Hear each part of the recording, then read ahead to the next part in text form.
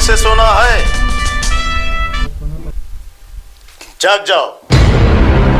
मोहोळ येथील क्रांतीनगरमध्ये 17 जून 2019 रोजी दुपारी 1च्या सुमारास व्यसनी जावई राजेसाब पठाण वय 40 याला शिवीगाळ करून डोक्यात लाकडी दांडके मारून खून केल्याच्या आरोपावरून सासू उस्मान बी रमजान शेख वय 55, मेहुणा महबूब रमजान शेख वय 24 राहणार मोहोळ यांच्याविरुद्ध भरण्यात आलेल्या खटल्याची सुनावणी जिल्हा व सत्र न्यायाधीश मनोज शर्मा यांच्यासमोर होऊन न्यायाधीशांनी दोन्ही आरोपींची निर्दोष मुक्तता केली। यात हकीकत अशी, मयत राजेसाब पठाण मूळ राहणार कुरनूर तालुका अक्कलकोट हा त्याच्या सासूरवाडीला क्रांतीनगर मोहोळ येथे राहत होता।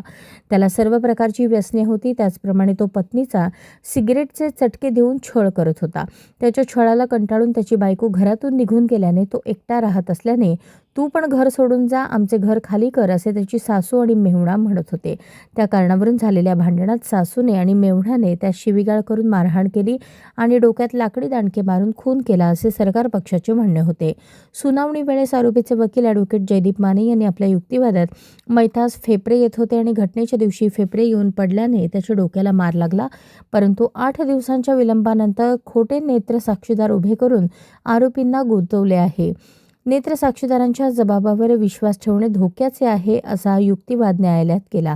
या खटल्यात आरोपीतर्फे advocate Jaideep Mane, advocate RS Shaikh Mohol, advocate Pranit Jadhav यांनी तर सरकार पक्षातर्फे ॲडव्होकेट आनंद कुर्डूकर यांनी काम पाहिले।